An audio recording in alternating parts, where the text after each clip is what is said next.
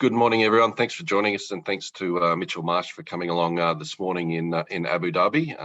We're in day 3, I think, of hotel quarantine here as we get ready for the World Cup.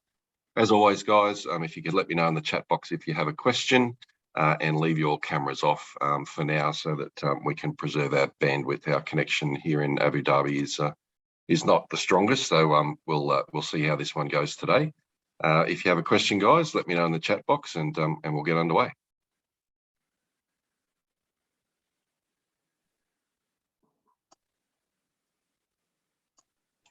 Andrew McGlashan. Thanks, Cole. Hi, Mitch. After the success you enjoyed in West Indies and Bangladesh, and then the 100 you managed to get for WA before flying out, how do you feel heading into this tournament? Yeah, I feel really good, thank you. Obviously, it was nice to spend an extended period of time at home preparing for this World Cup, and yeah, feeling ready to go. Have you ever felt quite so confident heading into a specific tournament or series, having had the run of scores you've had? Yeah, I think I probably feel more confident just in my preparation, and that often allows me to go out there and just play the game and try and perform for the team. So I know that when I prepare really well, I go out there full of confidence, and yeah, that's certainly been the case for the last few months. So I'll continue to do that. Would you be disappointed to not keep the number 3 spot? Look, I've said a number of times now over the last few months, whatever role I'm given in this team, I'll do the best of my ability. And if that's at 3 or if that's floating in the middle order, then yeah, we'll have to wait and see. But yeah, looking forward to whatever opportunity I get. Thanks, Mitch. Louis Cameron. Hey there, Mitch. I remember Adam Zampa said it, I guess during that West Indies series or before it, that you'd spoken to him a bit about improving your play against spin. Do you feel like, can you kind of tell us about the journey of that over the West Indies and Bangladesh series, and do you feel like that's going to, I guess, hold you in good stead given potentially warm wickets in the UAE? Yeah, look, for me, it was just about trying to continually get better, and I've worked really hard on my game against spin, probably more so around rotation of strike and making sure that I'm getting off strike through those middle overs in white ball cricket. And then obviously the extension of that was then going back to trying to make sure I have plenty of boundary options. And yeah, the conversations I had with Zamps was just, I asked him sort of where he thought I could get better, and yeah, it was awesome to have those conversations with him. So yeah, I felt like I played spin really well in the West Indies and even in Bangladesh on some of those tough wickets. But yeah, I'll continue to have those conversations with Zamps and Ash Agar and all of our coaching staff, and even our great players of spin in this team like Smudger and Maxi. I'm looking forward to having more conversations with them throughout the World Cup. And looking a bit further back, Mitch, to the 2016 World Cup, the last time you guys played in one of these, I know you only played 2 games in it, but yeah, how do you kind of feel like the team is different, and yeah, do you kind of feel a bit better prepared maybe coming into this one? Yeah, just going back a long way, I don't remember those 2 games, so you might have to refresh me there. But yeah, I think obviously this team, we've got a wealth of experience in T20 cricket throughout this whole squad, and we certainly take a lot of confidence going into that we can beat any team on any given day. So I think it's a great feeling, and it's a real positive for us heading into this World Cup. Thanks, Mitch. Cheers. Mel Farrell. Thanks, Cole. Hey, Mitch. Hey. Just wondering, following on from Louis, when you said you asked Adam Zampa about how you could get better, was it just about rotating the strike, or were there areas where you were trying to hit the ball? Were there other specific things that you feel that you've been able to work on? Yeah, I just asked him sort of where he would bowl to me to try and stop me from scoring. So, and I think if I could try and nullify bowlers from doing that, then and get the game a bit more on my terms when playing against spin, it becomes a little bit easier, and you can you get more boundary options. And I've watched guys like Marcus Stoinis, who uses the crease unbelievably well, getting back and hitting guys over deem a wicket off the back foot for 6. And I think when you start playing shots like that, then you get more balls in your area to look down the ground. So it's just trying to get better at sequencing, playing against spinners. And we're very fortunate that we've got 2 world-class spinners in our team that we face in the nets every day. So, and obviously in these conditions, we know we're going to get a lot of spin, and me personally, I will. So, it's just about trying to learn, get better, and have a few more boundary options, certainly in the power play. And you also, I mean, you've spoken a lot about that number 3 position throughout the last tour, but have you been given any clarity as to what your role might be in this tournament? Look, I dare say that if I play in this tournament, I'll be listed at number 3. But I think the beauty of our squad is that from 3 to 6 or even 7, all of us can float, and it'll just be a matter of game situation and who we think is best to go in next. So I think I'll be up the top if I do play. But it's about being adaptable and being able to float with the guys that we've got coming in after me. Thanks, Mitch. Dan Brady. G'day, Mitch. Wonder if you could talk me through a little bit about Josh Inglis, and obviously being a new addition to this squad, the fact that he moved into the middle order for the Scorchers last year, and you together really were able to have a pretty big impact on a number of games, and I suppose just how you've seen his evolution. Yeah. Oh, look, I think obviously super excited to have him in the Australian colours for the first time. I know he's extremely excited. He's very proud to have worked hard to get into this position.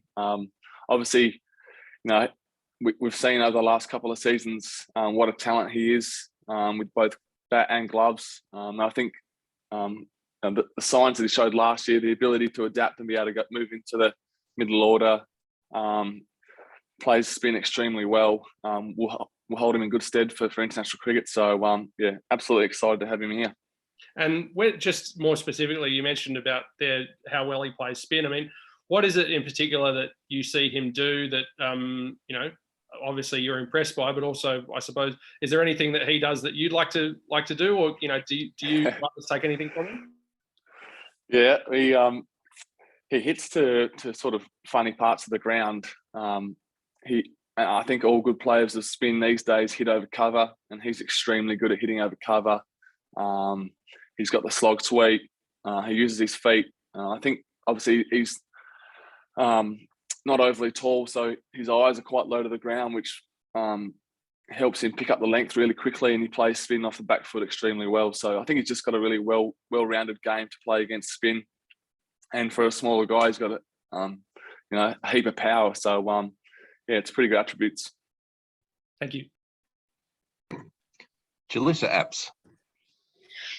Hey, Mitch, just looking ahead a little bit towards the Ashes. I don't know did you see the England side come out last night? And I just wondered if you had any thoughts on it. Briefly, had a look. Obviously, it's exciting that they've named a squad and that they're coming out. Obviously, there's been a lot of talk about it, but I think now it's just about it'll be a pretty standard build up to an Ashes series. They're always huge, and it's going to be a great series to either run drinks for or watch from the stands. Do you think that, even though this is like obviously a different format, do you think going well in the World Cup for either side would sort of take a little bit of momentum into the Ashes or bring a little bit of confidence?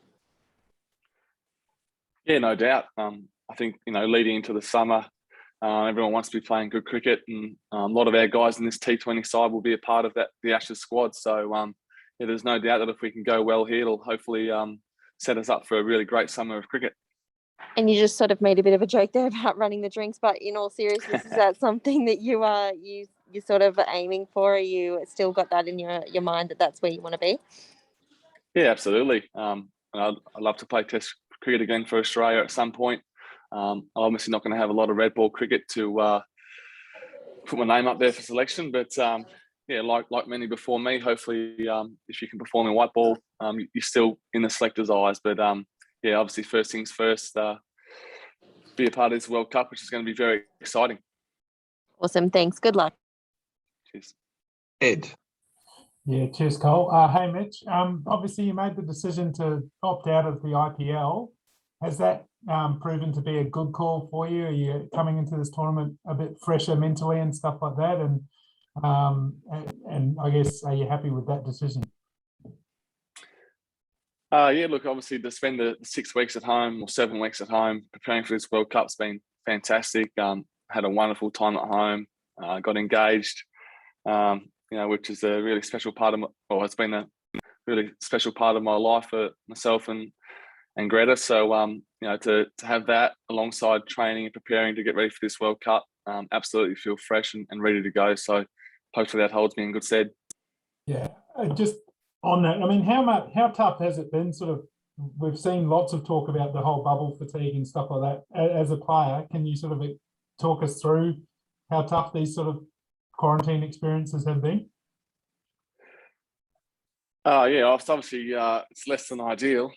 We understand that as cricketers and as sportsmen, we've got the responsibility to keep the game going, and unfortunately that means a lot of quarantining for us. But in the same sentence, that means we get to play cricket, so it's not all bad. But yeah, hopefully the whole quarantine thing doesn't last for too much longer, and we can get back to a few normal tours and seeing a bit of the world as well as playing some cricket along the way.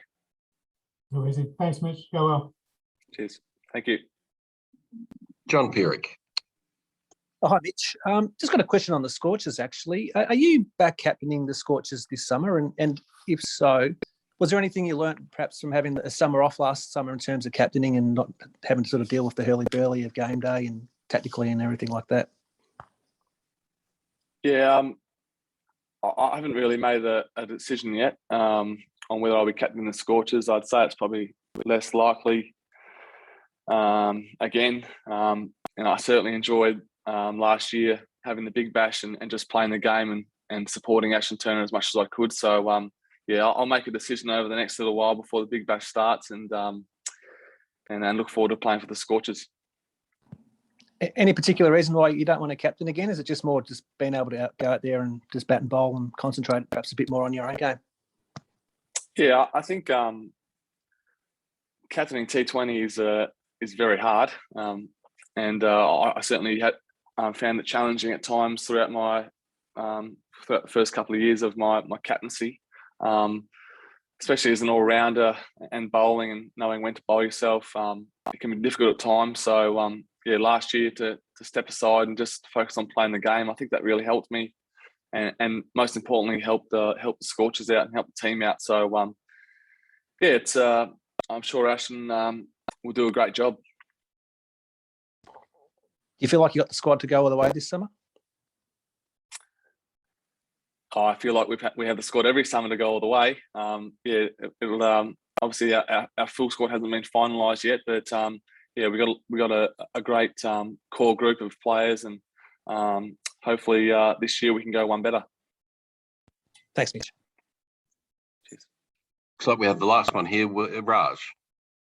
Hi, thanks, Cole. Hi, Mitch. It's exactly 10 years ago that you made your T20 international debut. And since then you've had, obviously a bit of highs and lows, but would it be fair that this is probably your best form going into this World Cup? And if so, what do you attribute that to? I certainly, feel really confident going into this World Cup with my form and where I'm at mentally and physically, which has been great. I think, like I said before, I just feel really well prepared, and ultimately you can't control what happens on the day, but I know that if I go into a game prepared, it holds me in good stead to go out there and just play the game, and that's all I'm focusing on at the moment. So that's helped me in the recent series, and hopefully it'll help me going into this World Cup. Just also, while you are in Dubai, have you watched much of IPL on telly? And did you see last night MS Dhoni going bonkers? What does it make you feel when you see stuff like that? Unfortunately, I couldn't watch the IPL last night. I don't know if you've got any streaming sites for me or anywhere I can watch it in the UAE. Please send them through. But it was very frustrating not to be able to watch that game last night. It looked like a ripper. I was just watching on Cricket Australia Live app, so watching the scores. So yeah, it's certainly be nice to be able to watch a bit of cricket over here, but not meant to be.